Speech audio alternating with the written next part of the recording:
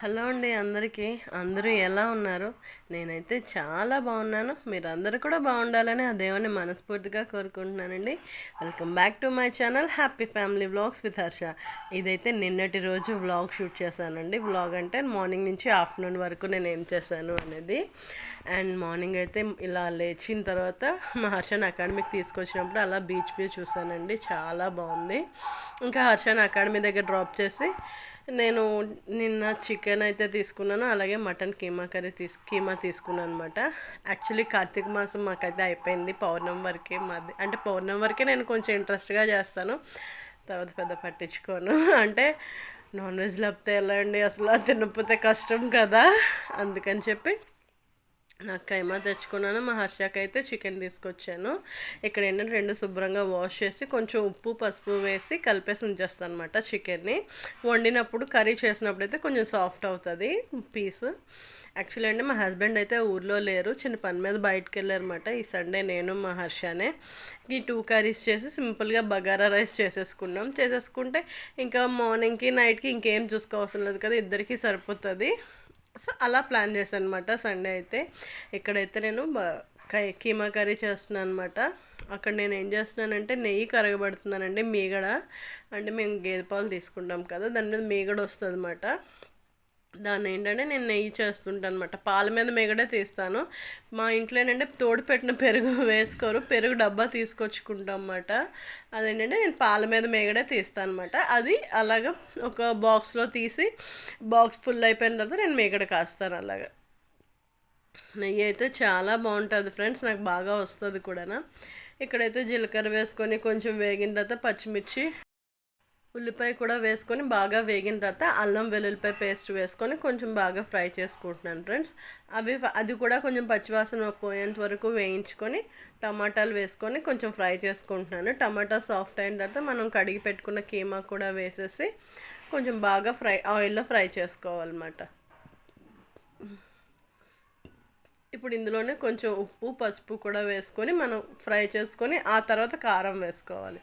అది ఏంటంటే పొంగిపోతుందేమో అని చెప్పి మీగడ అలా కలుపుతూ ఉన్నానమాట. జస్ట్ మనం అలా కలుపుతూ ఉంటే అడుగు కూడా పట్టదు, అందుకని అలా కలుపుతున్నాను అనమాట. మళ్ళీ జిడ్డు ఫ్రెండ్స్ అదంతా తుడుచుకోవాలంటే గొప్ప బాధ వచ్చేస్తుంది. అందుకు ఇందులో కొంచెం ఉప్పు పసుపు వేసుకొని కొంచెం ఆయిల్లో కీమాని ఫ్రై చేసుకుంటే కర్రీ అయితే చాలా బాగుంటుంది అన్నమాట. ఫ్రెండ్స్ నాకు కొంచెం కోల్డ్ చేస్తుంది, వాయిస్ బాగోదు, బట్ ఇగ్నోర్ చేయండి ఫ్రెండ్స్, మర్చిపోవద్దు. ఇక్కడైతే కారం వేసుకున్నాను. కారం తర్వాత ఒక హాఫ్ స్పూన్ గరం మసాలా కూడా వేసుకుంటే ఇంకా నేను ఏ స్పైసెస్ వేయను ఫ్రెండ్స్, అంతే. బట్ కీమా కర్రీ అయితే చాలా నేను ఎప్పుడు చేసినా ఇలానే చేస్తాను కీమా కర్రీ. ఇలా వేగిన తర్వాత ఒక హాఫ్ గ్లాస్ వాటర్ వేసుకొని కుక్కర్ పెట్టేసుకోవడమే. కుక్కర్ పెట్టుకొని ఒక 5-6 విజిల్స్ వచ్చాయనుకోండి అయిపోద్ది కూర. ఒక హాఫ్ గ్లాస్ వాటర్ వేస్తాను ఇక్కడ, అంతే. వేసి లిడ్ పెట్టేస్తాను అనమాట. ఒక 5-6 విజిల్స్ వస్తే అయిపోతుంది కూర. అక్కడైతే మేగడ ఇంకా అలా అవుతూ ఉంది. ఇక్కడైతే విజిల్స్ వస్తున్నాయి. అక్కడ నెయ్యి కూడా దగ్గర పడింది చూసారా. మనం నెయ్యిలో కొంచెం కరివేపాకు వేసి కరివేపాకు వేసి కాచుకున్నాం అనుకోండి మంచి సువాసన వస్తుంది ఫ్రెండ్స్, మర్చిపోద్దు ఎప్పుడైనా సరే. ఇది అందరికీ తెలుసో లేదో నాకు తెలీదు, బట్ చిన్న టిప్ అంతే. అలా అయింది. కళాయి శుభ్రంగా నానబెట్టుకుంటే తోమేసుకుంటే వచ్చేస్తుంది ఫ్రెండ్స్, అదేం పెద్ద ప్రాబ్లం ఉండదు. ఇక్కడ కుక్కర్ కూడా విజిల్స్ వచ్చేస్తున్నాయి. అక్కడ నెయ్యి కూడా అయిపోవచ్చిందన్నమాట. నెయ్యి కూడా ఆపేసుకున్నాను నేను. ఆపేసుకుని దాన్ని స్ట్రెయిన్ చేసుకున్నాను అనమాట.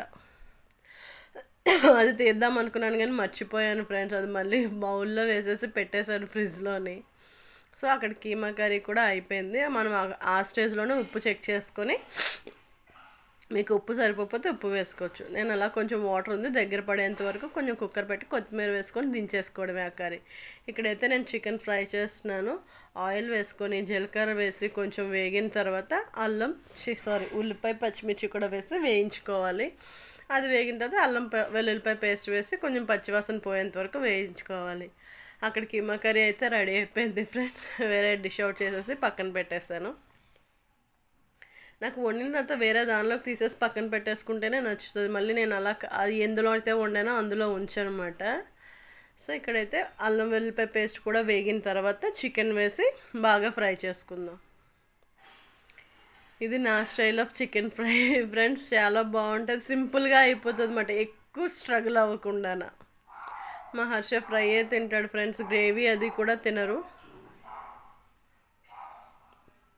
సో అందుకే ఫ్రైయే చేస్తాను వాడికి. రైతా కలిపేసాను అనుకోండి ఇంక అస్సలు మాట్లాడు, చక్కగా తినేస్తాడు అనమాట. ఏదైనా ఫ్రై చేసేటప్పుడు కరివేపాకు వేసుకుంటే చాలా బాగుంటుంది ఫ్రెండ్స్. ఫ్రెండ్స్ బ్యాక్ సైడ్లోని డాగ్ అరుస్తున్న సౌండ్స్ వస్తాయి, బట్ ఇగ్నోర్ చేయండి ఫ్రెండ్స్. మా ఎదురింట్లో కుక్కని తెచ్చుకున్నారు.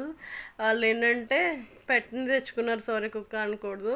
ఆ పెట్టేనండి కొంచెం అలవాటు అయ్యేంత వరకు అరుస్తుంది అన్నమాట.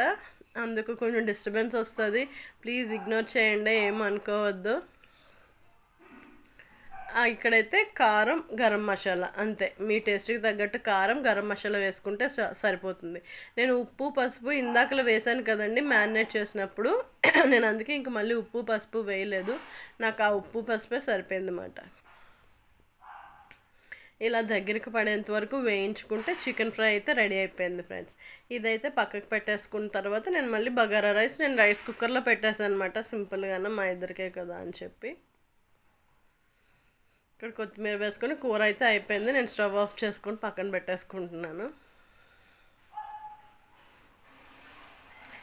పక్కన పెట్టేసాను అనమాట, డిష్ అవుట్ చేసేసి నేను అలా తీసేసి పక్కన పెట్టేస్తాను ఫ్రెండ్స్, అలా కళాయిలోనే ఉంచాను.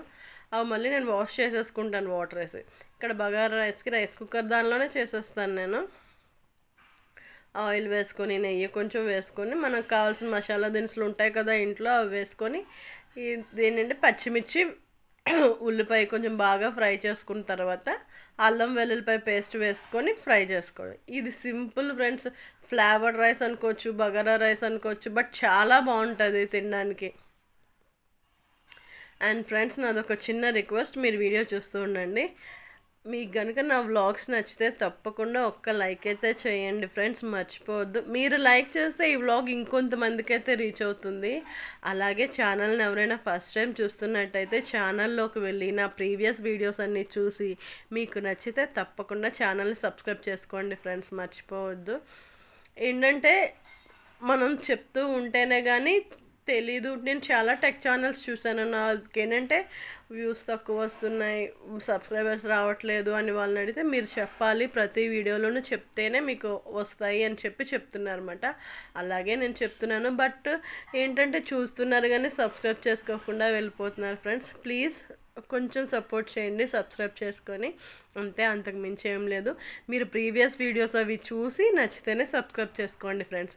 ఇక్కడైతే నా బగారా రైస్ నేను కుక్కర్లో పెట్టేసుకుంటాను, అయిపోతుంది కూడా. నేను ఆ గ్లాస్తో 2 గ్లాసులు రైస్ తీసుకున్నాను, దానికి తగ్గట్టు 3 గ్లాసెస్ ఆఫ్ వాటర్ వేసుకున్నాను అనమాట. రైస్ కుక్కర్లో కదా ఒక హాఫ్ గ్లాస్ వాటర్ ఎక్కువ వేసుకుంటేనే బెస్ట్ ఫ్రెండ్స్. ఇక్కడ నా రైస్ అయితే రెడీ అయిపోయింది, నా కర్రీస్ కూడా రెడీ అయిపోయింది ఫ్రెండ్స్. నిజంగా మీకు కనుక నా వ్లాగ్స్ నచ్చితే తప్పకుండా ఒక్క లైక్ అయితే చేసి ఛానల్ని సపోర్ట్ చేయండి ఫ్రెండ్స్, మర్చిపోవద్దు. Please like, share and subscribe to my channel happy family vlogs with Harsha. Thank you friends, thank you so much. Bye bye for now, thank you.